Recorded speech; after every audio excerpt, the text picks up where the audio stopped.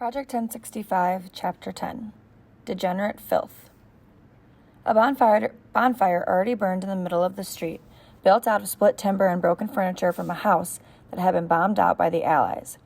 It reminded me of the bonfire the men had built in the street during Kristallnacht, the orange flames just beginning to flicker in the broken glass at our feet as my parents and I turned the corner.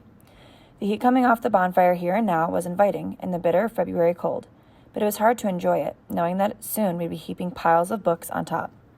The Nazis used to have book burnings like this all the time. Back when Hitler first took over, he ordered that all the un-German books be pulled out of schools and libraries and burned. And the un-German books were pretty much every book. People were supposed to burn their own books, too. The Nazis had huge book-burning ceremonies where they tossed all the offending books on the bonfire while they sang Nazi songs and celebrated being stupid. By the time I moved to Berlin in 1937, they were pretty much done with book burnings, mostly because they had already burned every book in Germany. But every now and then, they discovered somebody's hidden stash of degenerate books, and they made a big show out of burning them in the street as a lesson to everyone else. We stood in a line in the street while our Hitler Youth leader marched up and down in front of us. His name was Horst, and he was 15. Horst was a thick-necked, donkey-faced idiot whose idea of a good time was throwing rocks at stray dogs. "The era of Jewish intellectualism is over," he told us, regurgitating lines from the Hitler Youth Organization that the Hitler Youth Organization had pounded into his thick skull. "The German man is not a man of books, but of character, of action.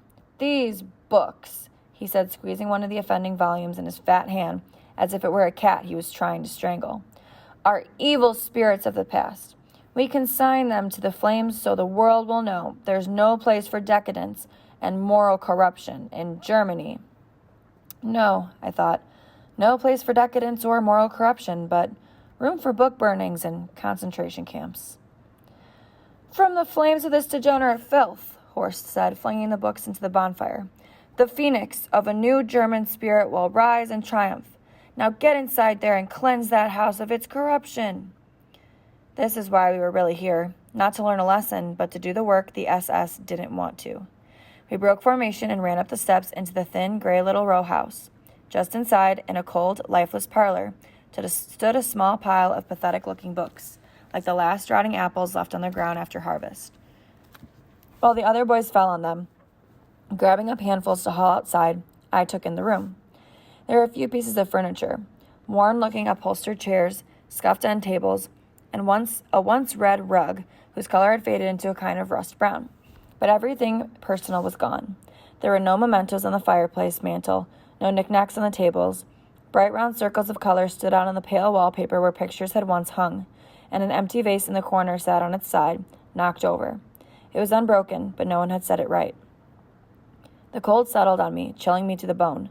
This house was dead, and so too, probably, were the Germans who had lived in it. Who had they been? An old couple living out their last years together? A young couple making a new start with hand-me-down furniture? A family with children, perhaps a boy my own age? Whoever they'd been, they were as dead as this house, or soon would be, carted off to a prison camp to die, all for the sin of hiding forbidden books in their home. I picked up what was left of the books and followed the other boys outside. They weren't thinking about who had lived there, or where they had gone.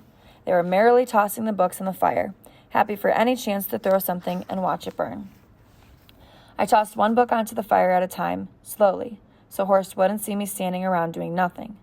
My skin crawled as if I was consigning little bits of my soul to the fire with each book I threw in. But like smiling at a Nazi dinner party or memorizing facts about the Nazis for tests in school, it was all about the bigger mission. It was all part of the game. If it meant them letting me stick around to steal their secrets so the Allies could win the war, I'd burn every last book in Berlin.